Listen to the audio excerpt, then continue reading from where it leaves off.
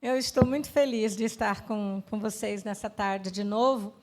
E eu sempre fico muito feliz quando eu vejo a Igreja de Jesus Cristo tratando de temas que são de todo mundo. E quando a igreja abre as portas para falar sobre saúde mental, então vocês estão de parabéns, né? É muito bom que vocês tenham aberto esse espaço para conversar. Mas eu queria, para a gente começar, você já pensou por que se chama, por que é setembro e por que é amarelo? É um mês de combate ao suicídio. Em 2003, a Organização Mundial da Saúde instituiu o Setembro Amarelo, porque nos Estados Unidos, naquele mês de setembro, um jovem chamado Mike, que estava profundamente deprimido, ele era um jovem muito habilidoso e gostava de trabalhar com restauração de carros antigos. E ele havia restaurado um Mustang amarelo, e o carro ficou lindo, e dias depois ele se suicidou. E a família, para chamar a atenção sobre a importância de cuidar da depressão, sobre a importância do suicídio, ela, no funeral de Mike, a família ofereceu cestas de doces amarelas e fez laços amarelos para colocar na lapela de todas as pessoas que estavam no serviço fúnebre do Mike. Em 2015, o Brasil reconheceu o Setembro Amarelo, mas no Brasil fala-se mais, liga-se mais o Setembro Amarelo ao sinal de trânsito, porque o amarelo no sinal de trânsito é o quê? Atenção, é um sinal de alerta.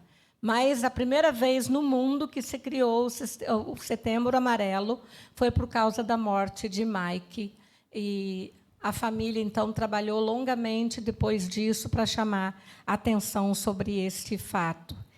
Então, gente, hoje vamos pensar um pouquinho, né? Quando alguém que nós amamos desiste de viver, ou quando alguém que nós conhecemos, né? Nós estamos aqui nesses dias. O suicídio, ele continua sendo uma das principais causas de morte no mundo. E, de acordo com as últimas estimativas da Organização Mundial de Saúde, que foi uma estimativa feita em 2019, 700 mil pessoas morreram por suicídio.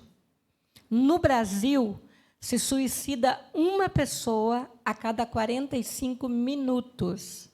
Então, depois que nós chegamos aqui, alguém já cometeu suicídio. Até nós irmos embora, possivelmente, mais alguém terá morrido. A cada 15 minutos, a cada 45 morre uma pessoa, e para cada morte existiu pelo menos 20 tentativas. E é por causa dessas 20 tentativas, que parece tão horrível, mas essas 20 tentativas nos trazem esperança que, depois de 20 tentativas, cessem as tentativas e a morte não aconteça. Então, é por isso que vamos pensar hoje à tarde. No mundo acontecem milhões e milhões e milhões de tentativas ao ano. É um assunto bom de falar? Não. É um assunto confortável? Não. Mas nós precisamos normalizar esta fala e aprender a falar sobre o suicídio, porque é uma das formas que nós temos de prevenir o suicídio, é falando sobre isso. E se vocês pudessem ver o que acontece num consultório psicológico, quando a gente está com alguém deprimido, e não é qualquer deprimido, a gente vai ver isso, não é qualquer depressão que leva ao suicídio, nós já vamos tratar disso detalhadamente. Mas, às vezes, quando eu estou com alguém que está severamente deprimido e eu pergunto, você já pensou em morrer? Eu penso o tempo todo. Você já planejou essa morte? Eu planejo todos os dias. Eu tenho isso, isso, isso, isso. É que nós chamamos de ideação suicida. Já está tudo pronto para a qualquer momento acontecer. Mas nós não podemos pensar em suicídio sem pensarmos em depressão. 350 milhões de pessoas sofrem de depressão no mundo. A estimativa é de que seja o dobro deste número. Por quê? 350 milhões, nós sabemos, porque procuraram ajuda, porque tem um registro em algum hospital e algum posto de saúde, mas e aqueles que nunca procuraram ajuda e que a gente nunca sabe? Então, é sempre muito maior do que a gente imagina. Desses 350 milhões, somente a metade delas recebe o cuidado que necessita. Tratamento para depressão não é um tratamento barato. Financeiramente, é um tratamento caro. Na saúde pública, às vezes, há uma fila enorme. Às vezes, uma pessoa deprimida está na fila para ser atendida por um psicólogo por meses e não consegue. Então, por isso que eu fico feliz que nossas igrejas têm aberto as portas, psicólogos têm atendido socialmente nas igrejas, porque muita gente não tem acesso ao tratamento adequado. Também, às vezes, na rede pública, nós temos uma medicação muito básica. Na rede pública, por questões financeiras, nem sempre é oferecido o que nós chamamos de medicação de ponta para o tratamento da depressão. Então, é um sofrimento silencioso. A depressão ela é muito sorrateira, né? Nem sempre se percebe no primeiro momento, mas é a depressão que pode levar uma pessoa ao suicídio. E eu quero repetir, nem todos os deprimidos já pensaram em morrer. Mas quem se suicidou, com certeza, estava deprimido. A palavra depressão vem da palavra depressus, que no latim quer dizer para baixo. Lá no sinal de trânsito tem uma dessa, não tem? Depressão na pista. E tem a foto de um buraco, que é para baixo. Então, a gente podia, talvez, definir a depressão como aquela tristeza que não acaba mais. É uma tristeza sem fim. E ela é tão sorrateira que a maioria dos doentes, às vezes, nem percebe que está sofrendo. Nos homens, a depressão masculina se manifesta muito mais pela irritação do que pela tristeza. Tem muitos homens que estão trabalhando, estão produzindo e estão seriamente deprimidos. E alguns estão muito, muito irritados. Também não estou dizendo que todo homem irritado está deprimido. Tem homem que é irritado porque ele é irritado e você conheceu ele a vida inteira, sabe que ele é irritado, né? Então, a gente tem que ter muito cuidado com as palavras, porque nada é generalizado, né? Nós sempre temos as depressões, as exceções. Mas já tratei de muitos homens que se queixavam de uma irritação muito grande e, na verdade, estavam deprimidos. De cada 10 pessoas que procuram os médicos, pelo menos uma preenche os requisitos do diagnóstico de depressão. Então, olhem como isso é alto, como esse índice é importante. De cada 10 pessoas que procuram os médicos, quantos procuram os médicos por dia? Pelo menos uma preenche o diagnóstico de depressão. Agora, para nós pensarmos em depressão, nós temos que pensar nas causas da depressão. A depressão tem várias causas. Uma delas é doença crônica, especialmente quando a gente tem dor crônica. Quando a gente tem aquela dor, a dor crônica é a dor de sempre. Aquela dor que todos os dias, o tempo todo, então a dor crônica pode levar uma pessoa à depressão, porque a dor ela é incapacitante, a dor tem uma interferência muito grande no nosso humor, na nossa capacidade de produção, na nossa capacidade de relação. Quantas vezes você deixa de ir ao culto, de ir a uma festa, porque você diz o quê? Estou com muita dor de cabeça. Vai trabalhar e diz, não consegui produzir o que eu queria produzir hoje, porque eu estou com muita dor de cabeça. Nós estamos falando de dor de cabeça, mas a dor crônica pode acontecer em qualquer lugar, em qualquer estágio e de qualquer forma. Também a depressão pode acontecer por causa de um trauma, e os traumas são os mais diversos possíveis. Nos grandes centros, como o Rio de Janeiro, a gente tem muita gente com trauma, com crises de pânico, que não sai mais de casa por causa do quê? Dos assaltos, o perigo. E se a gente liga a alguns noticiários que são especialistas em contar desgraça, a gente não sai mais de casa. Mas os traumas, as perdas, traumas de todas as formas, é um caminho para a depressão. Também o abuso de álcool e o uso de drogas.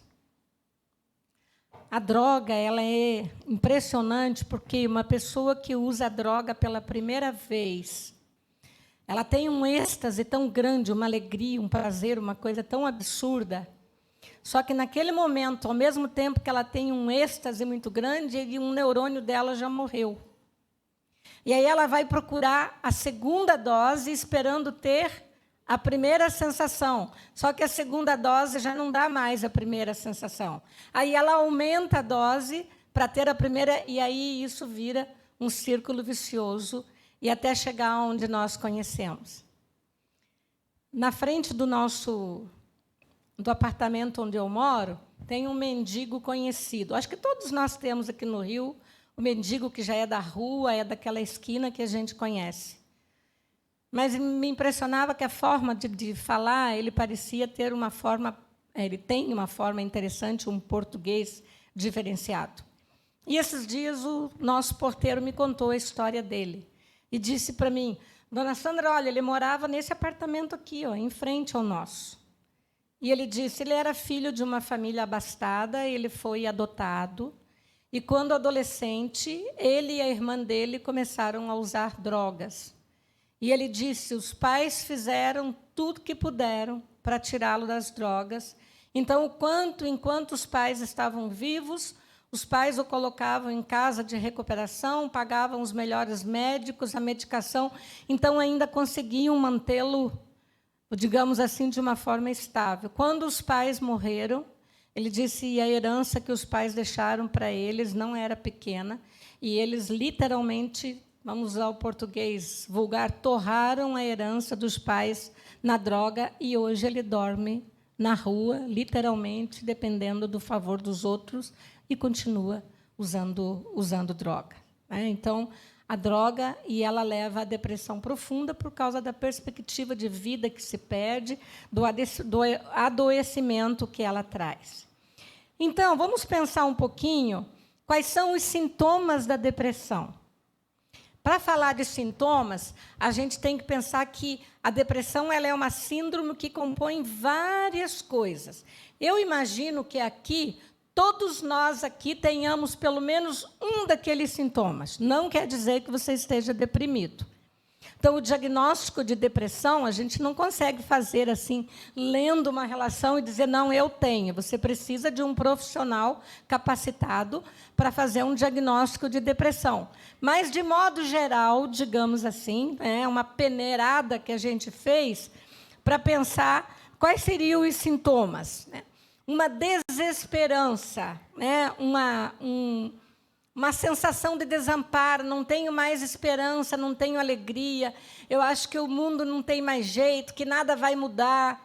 Eu ouço dos pacientes, estou nadando contra a correnteza, nada dá certo, está tudo errado. Então, é uma falta, uma ausência de esperança. Também a perda de interesse, que a gente chama de anedonia. A pessoa não tem interesse, não tem alegria por nada que faz na vida. Eu tenho uma paciente assim e é muito triste conversar com ela. Ela tem uma situação financeira muito boa, ela tem possibilidade de viajar, de fazer o que quer, mas ela não viaja, ela não sai com os amigos, ela não conversa com ninguém. Para quê? E, às vezes, eu digo, você não vai ao teatro, não vai ao cinema? Para quê? É tudo igual, tudo a mesma coisa. Então, é uma ausência total de prazer por causa da depressão. Também, um dos sintomas da depressão é a alteração do apetite, tanto para mais quanto para menos. Nós temos pessoas deprimidas que ganham muito peso, temos pessoas deprimidas que perdem muito peso. Tudo, quando nós olhamos para uma possibilidade de estar doente, nós temos que olhar para aquilo que era uma normalidade para mim, e eu, em alguma coisa, aquilo mudou, tanto para mim como para o outro. Meu esposo, meu filho, meu amigo estava sempre de bom humor. Eu quase não o vejo sorrir mais. Ah, aquela pessoa sempre dormiu muito bem, não está conseguindo dormir mais. Ela tem alteração do sono. Aquela minha amiga, meu amigo, que de repente engordou muito, se não foi algum problema físico, o que está acontecendo? Também a depressão traz para a gente uma sensação de inadequação. Nenhum lugar está bom, nenhum lugar serve. Eu posso estar numa festa maravilhosa, a comida está boa, a música está boa, eu estou com os amigos, estou com uma roupa que eu queria estar, mas parece que não está aqui. Eu tenho um paciente que fala assim, não tem cadeira no mundo para mim, qualquer cadeira que eu sento está ruim. É a metáfora, né, que ele usou para dizer, eu não me sinto bem em lugar nenhum. Também uma irritabilidade, uma inadequação, uma inquietação. Ah, eu sou inquieto, então eu tenho depressão. Não, não é assim. Né? Eu volto a dizer, nós temos um conjunto de sintomas que um profissional precisa avaliar. Perda de energia ou autoaversão. Eu tenho uma aversão àquilo que eu mesmo faço. Ah, eu fiz, mas não gosto do que eu faço, não gosto do que eu digo, não gosto de como eu ando, não gosto de como eu me expresso. É uma autoaversão a tudo que eu tenho. Também problemas de concentração. Pessoas deprimidas têm muita dificuldade de concentração. Às vezes, têm dores inexplicáveis. Eu não sei por que dói, aonde que dói, como é que começou. E, às vezes, vamos ao médico, os exames de imagem não dizem que há alguma coisa errada, mas há alguma coisa errada. Se eu estou sentindo dor, tem alguma coisa errada comigo. Então, às vezes, nós não pensamos nisso. Também um pessimismo muito grande. Você vai encontrar gente que sempre foi pessimista e ele não tem depressão. Ele é só pessimista. Mas é um dos sintomas da depressão é o pessimismo. Então, para a gente detectar, né, saber, eu estou sentindo uma culpa excessiva, tudo que acontece de errado na família, em casa, no mundo, a culpa é minha. Então, sempre para a gente se avaliar o que está acontecendo comigo, é muito importante a gente se conhecer. Eu estou mais irritada do que de costume? Eu nunca fui assim. Por que eu tenho me sentido tão triste? Por que eu perdi a vontade de sair com as amigas? Eu lembro de uma paciente que ela trouxe a mãe dela para tratamento e ela disse assim, o que chamou atenção para minha mãe, para o fato de que minha mãe não estava bem, porque minha mãe adorava plantas, a casa dela era linda, cheia de plantas. Ela disse, um dia eu cheguei lá, as plantas estavam todas mortas. Ela disse, não era uma plantinha ou outra, todas as plantas tinham morrido. E eu perguntei, o que houve? Ela disse, não sei, morreram. Ela disse, minha mãe nunca falaria isso. E ela brincou, minha mãe era aquela que ressuscitava as plantas. Você dava uma planta que estava morrendo para ela, daqui a uma semana a planta estava de pé. E eu cheguei lá, quando eu olhei na casa da minha mãe, tudo estava seco. Então, é esse olhar que é importante, tanto para mim, quanto para o outro. O que mudou no comportamento da minha amiga, daquela irmã que eu encontro com ela na igreja sempre? O que está diferente? Né? E também é muito importante que nós saibamos dar ouvidos a quem nos conhece. Tudo depende da importância que a gente dá. A gente não dá ouvido a qualquer pessoa. Mas se a Delma é a sua amiga chegada e ela diz, fulano, você não acha que você está diferente? Tenho observado você mais séria, mais quieta. O que está acontecendo? Porque é muito importante que a gente dê importância ao olhar do outro que está próximo a mim, para ele sinalizar, às vezes, nem sempre a gente consegue ver. Às vezes, o outro precisa sinalizar para mim que alguma coisa está errada. Então, passando dos sintomas, vamos ver quais são os fatores de risco.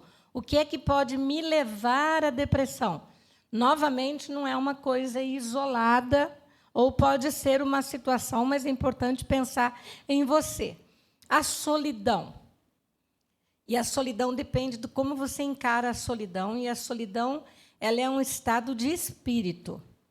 Você pode estar no meio de muita gente, se sentindo absolutamente só, E você pode morar sozinho e não se sentir só, porque a solidão é um estado de espírito.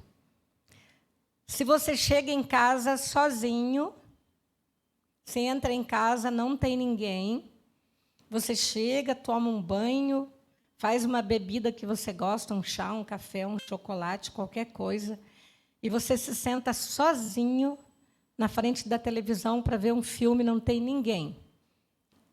Isso é solidão ou isso é liberdade? Tem as duas coisas, né? Ouvimos as duas respostas. Então, vejam como é interessante, como isso diz a respeito a cada um, né? Uns vão dizer assim, nossa, que maravilha, eu chegar sozinha, esse é o meu caso, né? Chegar sozinha, não ter ninguém, eu poder fazer uma bebida e sentar na frente da televisão sem ter que fazer nada, sem ninguém me chamar para nada, é o céu. O outro vai dizer assim, o quê? Eu sozinha? Ver um filme sozinha? Que coisa horrível. Preparar uma bebida só para mim? Não vou nem sujar a cozinha só para mim.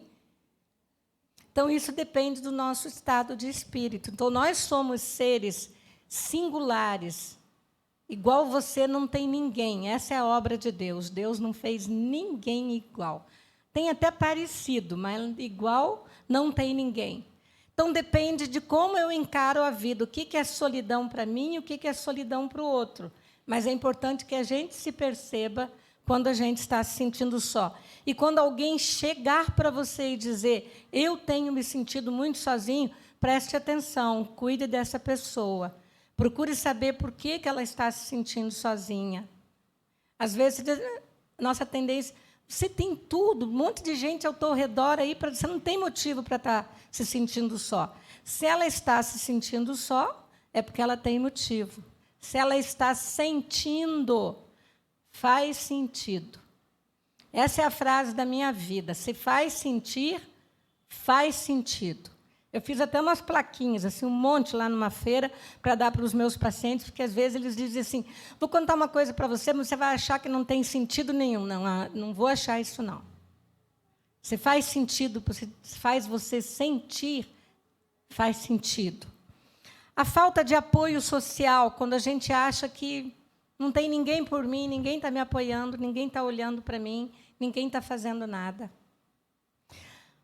Uma vez eu recebi um paciente, e eu posso falar porque isso já tem mais de 10 anos, então a chance de que vocês fossem saber quem é, e também ele nem está mais no Rio de Janeiro.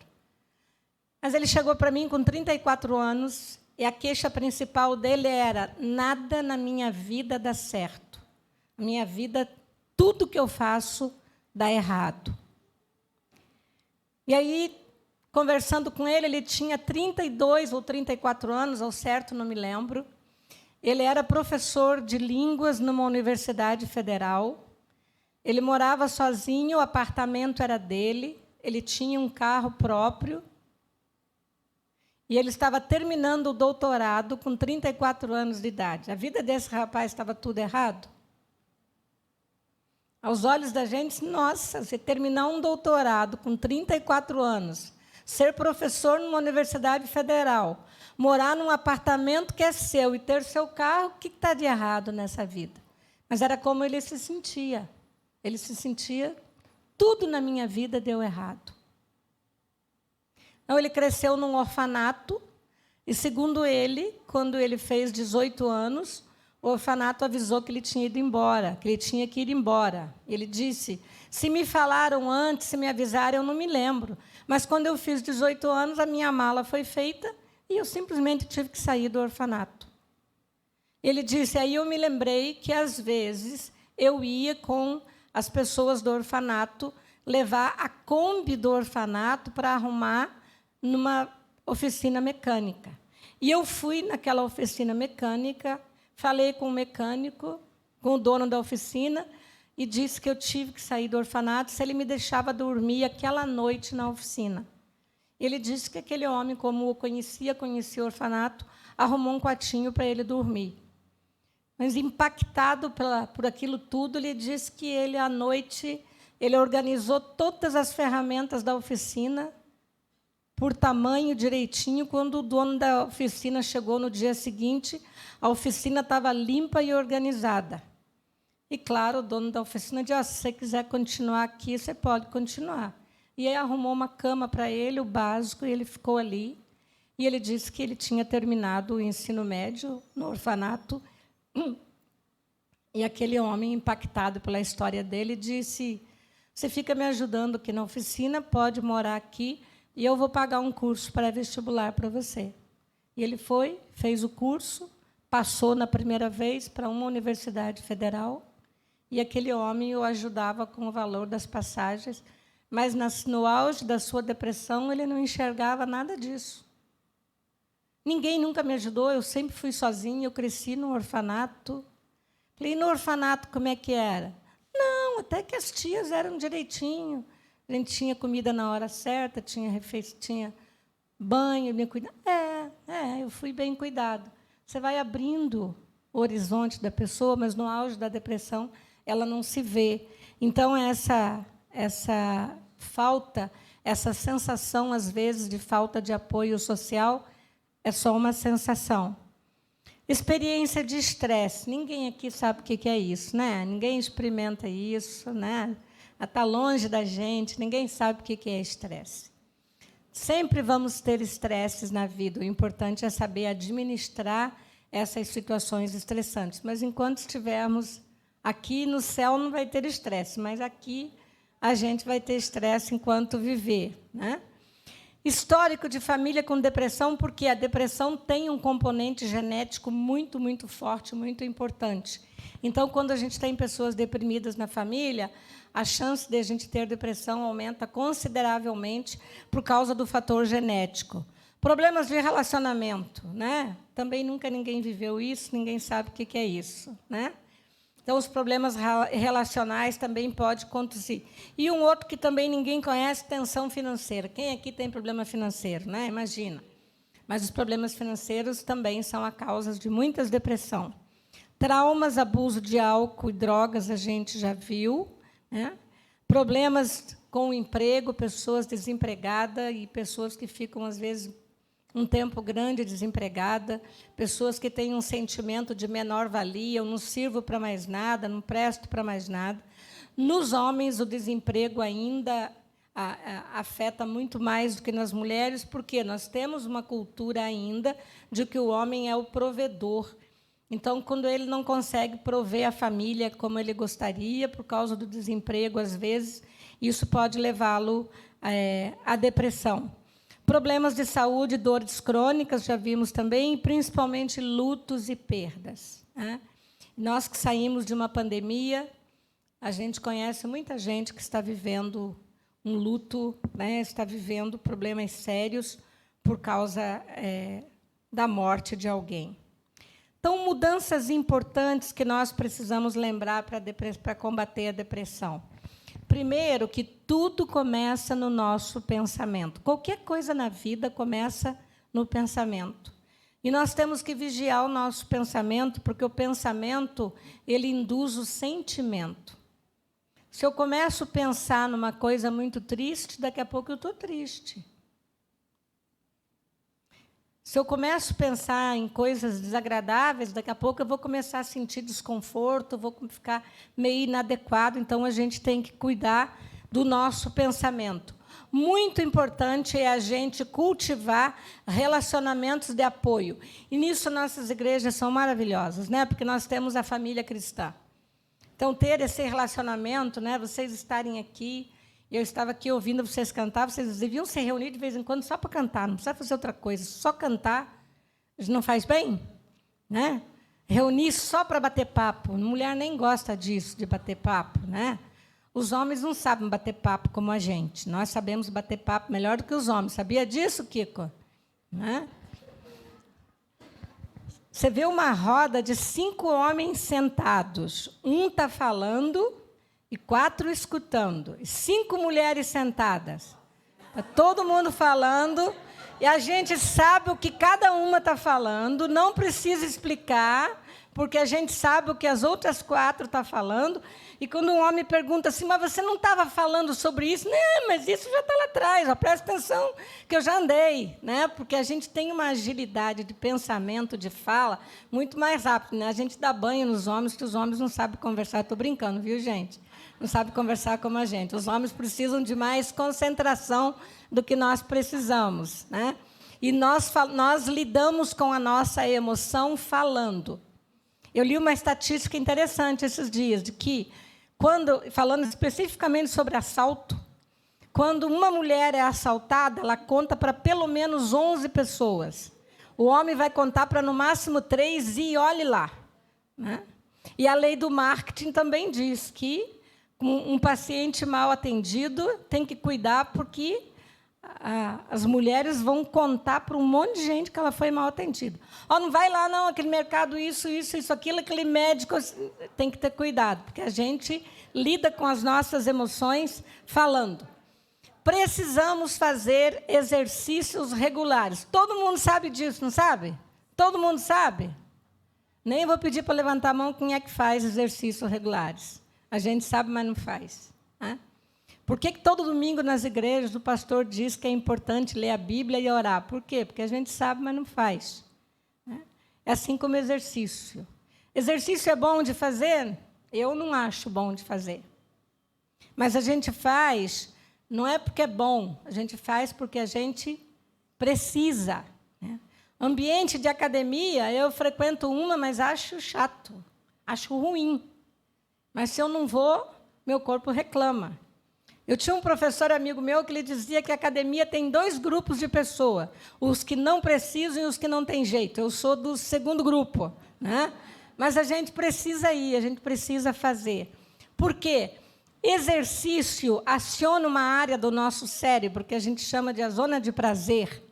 Quando a gente faz exercício, já experimentaram isso? Às vezes você vai caminhar, vai pedalar, vai para a academia. Mas depois que faz, é uma sensação de paz, uma sensação de bem-estar muito grande. Então, quando os médicos dizem que você tem que fazer dieta alimentar e também fazer exercício, não é só para queimar caloria, é também, mas é para a gente não descontar na comida o prazer que a gente sentiria se fizesse exercício. Porque nós acionamos a zona do prazer do cérebro através da atividade sexual, da alimentação, da droga, que a gente não pode, a droga aciona, mas mata, e exercício físico. Então, só não está ao nosso alcance a droga. Está, mas não deve, né? Mas o resto, atividade sexual, alimentação adequada, está ao nosso alcance. Mas a gente não deve descontar. Algumas pessoas só encontram prazer quando comem. Então, vamos procurar prazer de outras formas. Também precisamos regular o sono, e aí a gente precisava ter outro estudo sobre a higiene do sono, mas o seu médico, os profissionais adequados podem te orientar nesse sentido. Alimentar saudavelmente nos ajuda a impulsionar naturalmente o bom humor. Precisamos gerir o nosso estresse e fazer trabalho social. Isso nas nossas igrejas também é muito bom. As pessoas que desenvolvem um trabalho social vivem melhor, sentem menos dores, dormem melhor e sofrem menos. Porque é muito bom fazer o bem. É muito bom ver a gente ajudando e vendo as pessoas mudando de vida por causa de uma ação que você teve. Então, procure fazer um trabalho social, que isso ajuda muito a gente sair da tristeza. E eu preciso acrescentar um item nessa lista aqui, que é muito importante, é a gratidão. E eu dou sempre aos meus pacientes uma atividade que eu chamo de diário da gratidão. Pelo menos uma vez por dia, ele anotar alguma coisa boa do que aconteceu naquele dia. É o diário da gratidão. Então, por quê? Para agradecer, eu preciso prestar atenção no que eu tenho para agradecer. E isso me traz alegria, né? E, às vezes, as coisas corriqueiras, aquilo que nós chamamos de corriqueiro. Eu tenho um paciente que ele está com uma doença pulmonar muito, muito séria, e ele sai de casa e ele fala assim: eu tenho 2 horas de autonomia, porque eu preciso voltar para o balão de oxigênio que ele tem em casa. E ele diz assim: eu vejo as pessoas andando na rua, correndo, pedalando de moto, e eu penso assim: quem me dera se eu pudesse ficar um tempo assim fora de casa. Não posso mais, porque eu não consigo mais respirar sozinho. Mas um detalhe é que ele fumou a vida inteira, ele está dependente do balão de oxigênio e ele continua fumando. Mas, às vezes, nós não damos graças a Deus porque eu estou respirando bem, porque eu posso me locomover, porque eu tenho família, porque eu tenho alimento, porque eu tenho uma boa cama, porque eu tenho um lugar para morar. Então, esse diário da gratidão é muito importante. Agora, gente, quando eu tenho uma pessoa perto de mim que está sofrendo de depressão, e esta lista que eu vou passar para vocês agora, eu fiz com os meus pacientes, com vários deles. Eu perguntava: o que é que você não gosta de ouvir? Então, essas respostas não são minhas, não são uma sugestão. São o que os meus próprios pacientes, não um só, vários deles me dizem: o que você não gosta de ouvir? Os evangélicos, a primeira coisa que eles dizem: você está em pecado. Se a depressão é pecado, o câncer também é, a diabetes também é, a hipertensão também é, qualquer doença, então, seria pecado. Mas nós temos uma tendência de achar que as doenças emocionais é porque você fez alguma coisa de errado, é porque você está fraco espiritualmente, você não está orando adequadamente. Aí eu penso assim: alguém que já está mal, ouve uma palavra dessa, é como a gente empurrar a pessoa mais para baixo ainda. Ah, você tem que orar mais. Eu estou vendo aqui muita gente de óculos, como eu. Quando você foi no oftalmologista, fez o exame, e ele disse que você precisava usar óculos, você passou um tempo orando para saber se você devia comprar o óculos ou não? Você pediu para a igreja orar por você, para você comprar o óculos? Não, a gente foi lá na primeira ótica, entrou, fez e fez o óculos. Mas nas doenças emocionais a gente faz isso. Não que nós não devamos orar, não estou dizendo isso, não. Nós devemos orar por qualquer enfermidade que tenhamos. Mas eu não posso orar e dizer para a pessoa que ela está deprimida porque ela está em pecado. Deus está cobrando de você alguma coisa, você fez alguma coisa errada. Não, a depressão é uma doença e tem que ser encarada como uma doença. Também, isso é frescura.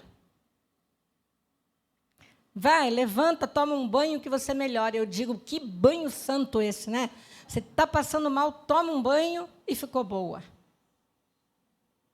Eu tinha uma adolescente com depressão e os pais tinham uma situação financeira muito, muito, muito boa. Fazia tempo que eu não via ninguém ir para o consultório de motorista. Né? O motorista levava e a babá, ela tinha 16 anos, né? Uma pessoa ficava lá esperando. E ela disse que um dia o pai entrou no quarto dela, abriu o guarda-roupa dela e disse: conte quantos vestidos você tem, quantos pares de sapato você tem tudo que você precisa aqui dentro. Qual motivo você tem para estar deprimida? Então, essas coisas doem muito para quem está sofrendo. Outra palavra que o deprimido não quer ouvir. Outras pessoas estão numa situação muito pior do que a sua, mas eu não estou pensando na situação do outro, sou eu que estou sofrendo. O sofrimento também é singular, a gente não mede sofrimento, cada um sente de um jeito. A mesma doença que uma pessoa teve capacidade de superar mais rápido, o outro vai levar mais tempo, porque é o tempo dele, é a cabeça dele, são os conceitos que ele tem, então não é uma coisa que a gente queira ouvir. Ou quando a gente diz para o deprimido: amanhã você vai se sentir melhor, ele está planejando se suicidar, vai mesmo. Aliás, gente, quando alguém se suicida, ele não está querendo acabar com a vida, ele está querendo acabar com o sofrimento. O sofrimento psíquico é considerado uma das piores dores que o ser humano pode enfrentar. E como ele não vê mais formas de alívio, né, a gente viu lá nos sintomas uma desesperança total, ele acaba com a vida. E tem gente deprimido que sofre tanto que ele quer acabar com a vida para dar descanso para a própria família. Eu já vi muita gente dizer: minha mãe não aguenta mais, meu pai não aguenta mais, eu sou um peso para todo mundo, então deixa eu deixar as pessoas viverem. Minha mãe vai chorar, mas depois passa, ela vai ficar bem. Né? Então, a gente tem que ter cuidado com o que a gente diz. Você tem que aprender a lidar com isso. Eu já estou mal, estou no fundo do poço e ainda tenho que aprender a lidar com isso. A vida continua. O que isso quer dizer para mim? Se eu estou com uma dor e alguém diz para mim: a vida continua, o que eu posso interpretar com isso? Vai continuar doendo. Não é uma frase que vai me ajudar. Saia e vá se divertir. Algumas pessoas não têm coragem de tomar um banho e eu estou mandando eles sair para se divertir. Essa, então, é terrível, né? Você está me deixando cabisbaixo. Até eu já estou ficando mal com esse teu mau humor. Então, eu estou acumulando culpa em cima de uma pessoa que já está doente. Então, lembrando que isso é o que os deprimidos não gostam de ouvir, certo? E você lá tem motivos para estar deprimido? Outra frase: pare de sentir pena de você mesmo. Todo mundo está lidando com a vida, então por que você não pode lidar? Você aporte, você vai ficar bem. São frases de alívio? Essa frase ajuda em alguma coisa quando alguém está sofrendo? Então, gente, quando eu tenho alguém deprimido, quais os sinais de alerta que nós precisamos ter? Quando alguém começa a dizer e se sentir um fardo para a família inteira: eu sei que ninguém, eu só dou trabalho, eu só incomodo, eu só dou despesa, eu não produzo nada, eu não faço mais diferença na família. Esse é um sinal de alerta. Essa pessoa pode estar pensando em suicídio. Também quando alguém que verbaliza que não tem mais razão para viver. E, às vezes, você vai encontrar aquelas pessoas que começam a se desfazer dos seus bens, começam a querer visitar todo mundo e, às vezes, ele está se despedindo e a gente não sabe. São sinais de alerta que a gente precisa ter. Quando alguém não demonstra mais reação em ver pessoas queridas. Antes era uma festa muito grande, era uma expectativa muito grande. Essa pessoa não liga mais. Alguém que prefere ficar o tempo todo isolado, que antes tinha uma vida social que julgaríamos normal. É para a gente prestar atenção. Quando alguém fica mais indiferente, fica muito choroso, ou alguém que fica muito agressivo, quando alguém abusa de álcool, de outras drogas e de meditação. E sabe uma linguagem que a gente ouve muito entre os crentes deprimidos? Deus podia me levar, a minha missão na Terra já está cumprida. Eu acho que tem gente melhor para fazer o que eu faço, porque nós acabamos espiritualizando o próprio sofrimento. Já está na hora de Deus me levar, não preciso mais estar aqui, eu já podia partir. Né? Então, são sinais de alerta. Gente, quais são os mitos sobre o suicídio? Conversar sobre o suicídio incentiva a tentativa, não é verdade. Conversar sobre o suicídio ajuda a conter o suicídio. Se alguém disser para você: eu tenho pensado em morrer, o que eu posso fazer por você? O que te ajuda? O que você não gostaria de fazer mais, de pensar?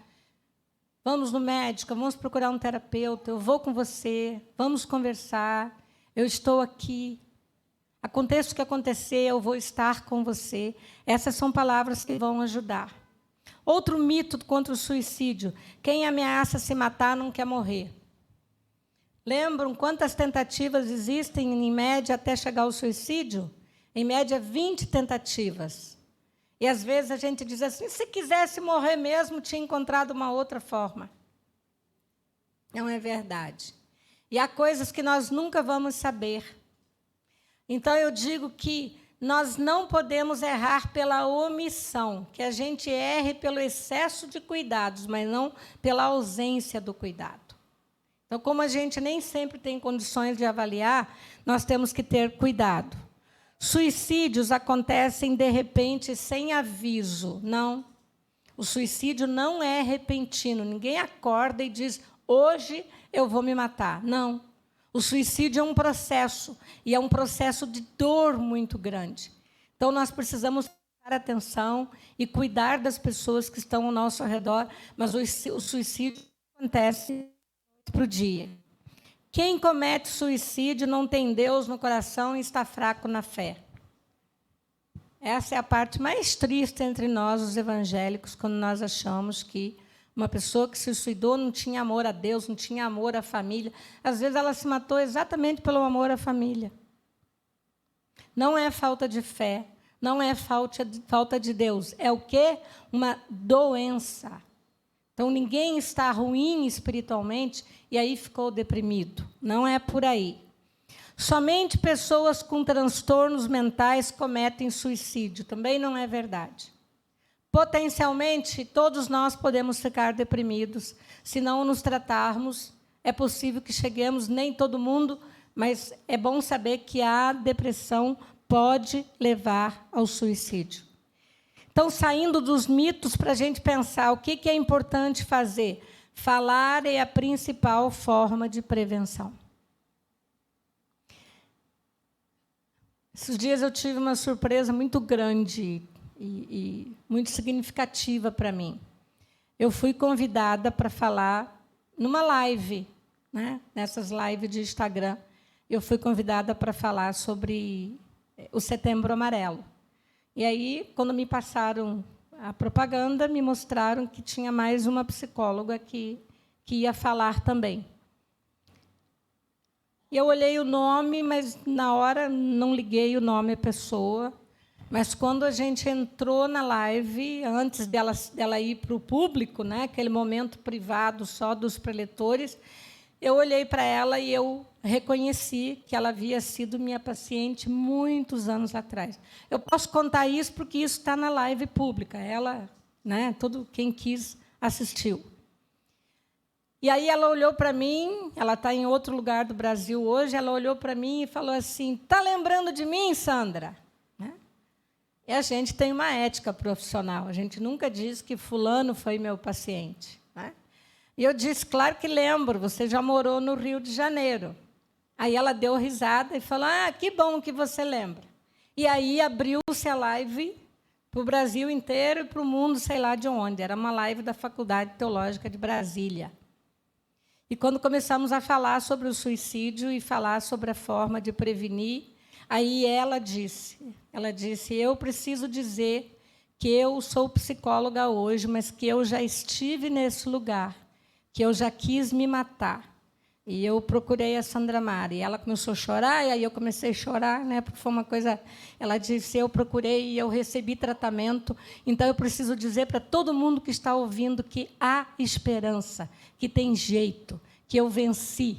E hoje eu estou aqui, hoje eu também sou psicóloga, também trabalho com pessoas, mas eu queria dizer para vocês que eu já estive neste lugar e eu me recuperei. Então, eu acho que o Setembro Amarelo tem que trazer para a gente isso, o lugar de a gente colocar esperança na vida das pessoas. Não é um tempo para a gente falar dos detalhes da morte de alguém, como é que se suicidou, como é que fez, como é que aconteceu. Não. É um tempo para a gente dizer um para o outro, a tua vida importa, você é importante. Enquanto tem vida, tem esperança, tem jeito, vai passar, vamos tratar, vamos cuidar, você vai vencer, você vai sair disso. É para isso que existe o Setembro Amarelo. Não é para a gente ficar cavocando no que já aconteceu e como aconteceu. Não é para pensar na forma do suicídio, é para pensar o que eu posso fazer para que isso não aconteça. Lembrando que não é drama, não é frescura, não é falta de Deus, não é sobre chamar atenção. Nós não podemos julgar uma dor que não é nossa.